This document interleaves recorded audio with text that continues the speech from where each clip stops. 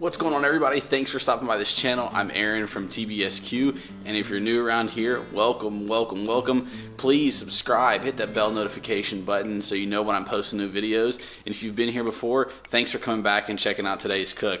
So I really enjoyed doing like this vlogging style, holding the camera, you know, where I move around, it moves, and then switching to the GoPro and giving you guys that first person view of what I'm doing. I think it's different. I think it's awesome, and I hope you guys like that as well. And it kind of gives you a first-hand look of exactly what I'm doing. You can see my hands, what all I'm put on there. You're not looking from up, down. I really enjoy it, and I hope you guys do too. I know I said that already, but today I have a really awesome cook for you guys. We are going to be doing a flank steak grilled directly over some flaming hot charcoal on a Weber grill. It's gonna be delicious. It's gonna be amazing. Let's switch over to that GoPro and let's show you what we're cooking with. Here we are with the first person view. You know what? I don't like first person view. That's too boring. Let's call this the TBSQ view. It has a nice little ring to it. Nonetheless, here we are, flank steak. This is what's gonna be going on that raging hot Jealous Devil charcoal. Here in just a minute, we've gotta season this bad boy. If you are new to a flank steak, you may have also heard it called a bavette. This is on the lower abdominal muscle of the cow, that lower chest, closer towards the rear of the cow. I'll probably put a diagram up of that on here right now.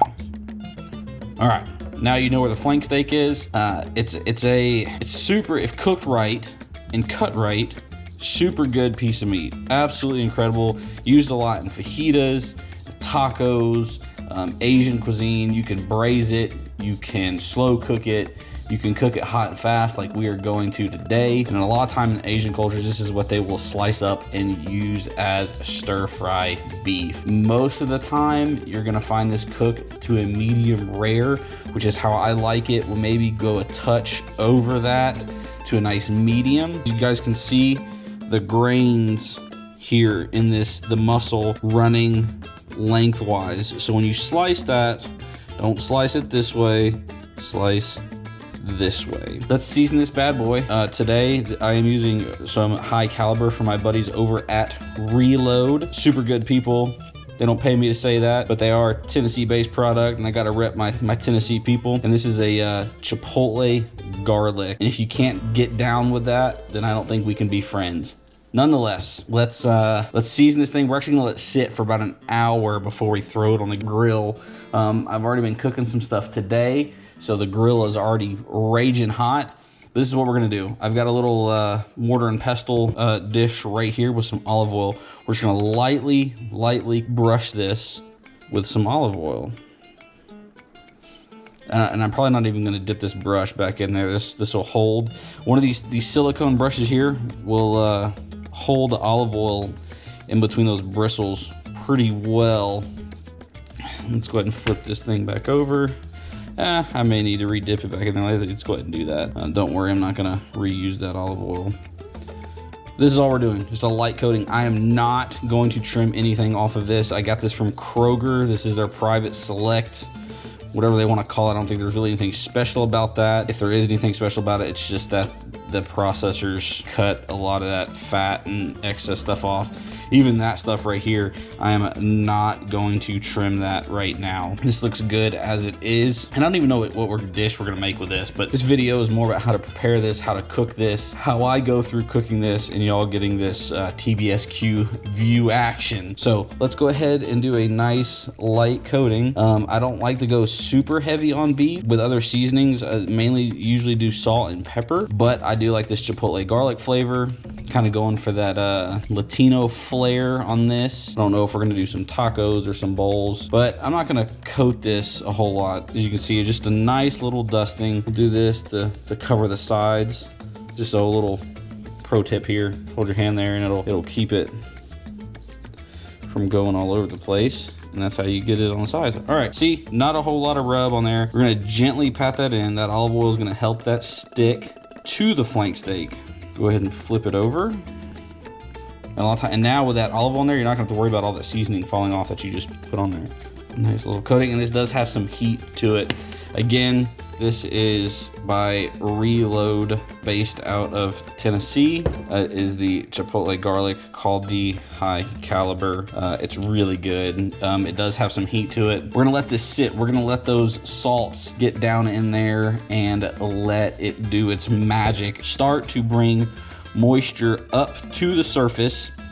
And it's gonna absorb all of those flavors and the seasoning, and it's gonna be fantastic. I prefer hot and fast, like we're gonna do it how you want to, but this is going to be a hot and fast method. So we're gonna let this sit, and we will be back shortly. All right, so real quick, while we're outside, we're about to throw this flank steak on the grill. Let's talk about why I prefer hot and fast cooking and why grilling tastes so much better. And we can thank that to the Maillard reaction. That's that caramelization from that heat, those beautiful grill marks and all that. So it makes vegetables sweeter, and it makes meat more savory. That Maillard reaction breaks down those carbohydrates and those proteins and everything in that meat, and creates that wonderful flavor that we all know and love off of something that's been grilled or cooked in a cast iron skillet that you're not going to get any other way. And all of those other flavors, marinating, injecting, seasoning, all that does is accentuate the flavors from that Maillard reaction. So that's why the smell and the flavor of grilled food or cast iron cooked food, in my opinion, is much better. Now, let's throw this on the grill. All right, just like that, it has been 1 hour. This is the flank steak that has been sitting. As you can see, the seasonings have been absorbed. The salt has drawn moisture to the surface, and the grill is piping hot. The charcoals are gray, ready to cook. We're gonna throw this on. Again, we are looking for a medium rare to a medium on this. Let's go ahead and get this on. I'm just gonna throw it right across the coals. You'll hear that nice sizzle action. And yes, I am wearing Birkenstocks while I'm grilling. Don't judge me. So we're gonna let this go.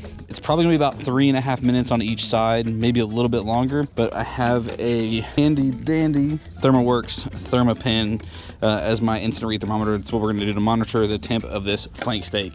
So I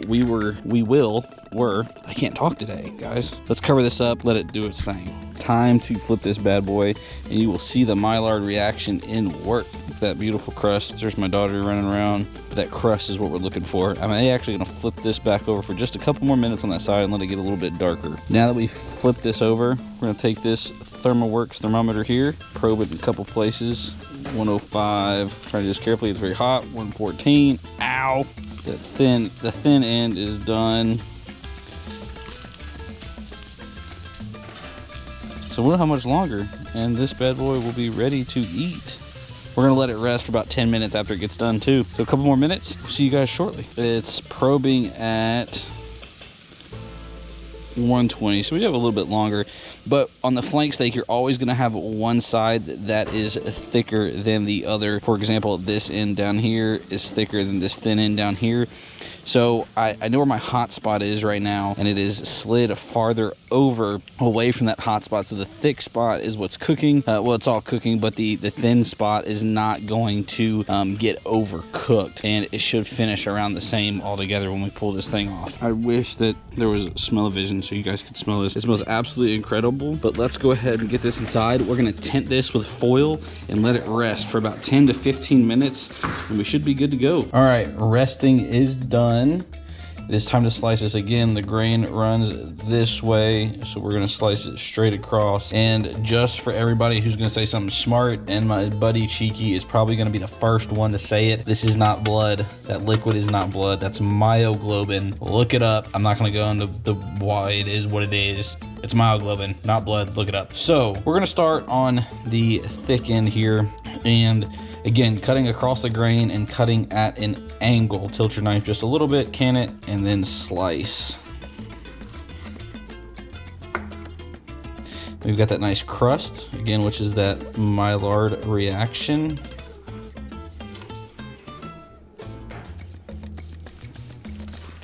And I'll show you why slicing across the grain is better. So, See how easy that pulls apart? We're gonna go ahead and try this too. All right, sorry if you can hear me chewing. That's how easy that is to pull apart. That's part of why you cut across the grain, because it shortens the muscle fibers and it pulls apart much easier. You can chew it much easier, slice it much easier. We're just gonna slice a couple more pieces. I'm sure you guys can see that nice. This is about a medium, not medium rare. I'm sure it'll get a little more rare, closer towards that. Or actually, I'm sorry, we started at the thick end. So, but there you have it, guys. It is time to eat, and look at that beautiful, beautiful steak. All right, guys, so that was the TBSQ view of the flank steak cook. Now, something that I did forget to mention is that we did finish that steak. We sprinkled it with some finishing salt after we sliced it and let that sit for just a minute before serving it. You guys got to see that Maillard reaction, why I like the hot and fast cooking. It looks better, it smells better. Nice charred steak like that just looks absolutely incredible. So I hope you guys enjoyed that first person TBSQ view again. If you do, please leave a comment down below letting me know if you want to see something else, a certain type of cook. But I'm really liking these first person view cooks. Also, if you're new around here, thank you. Smash that subscribe button, hit that like button, and hit the bell notification so you know when I'm posting new videos. Also, just in full disclosure, I am a brand ambassador for Jealous Devil Charcoal. They provided the charcoal, and I am also an affiliate for ThermalWorks. I am also an Amazon affiliate. I will provide the Amazon links to everything that I use down below in the description box. I will also post a recipe for this cook in the description box down below. And with that, I'm gonna go eat this steak. Peace out.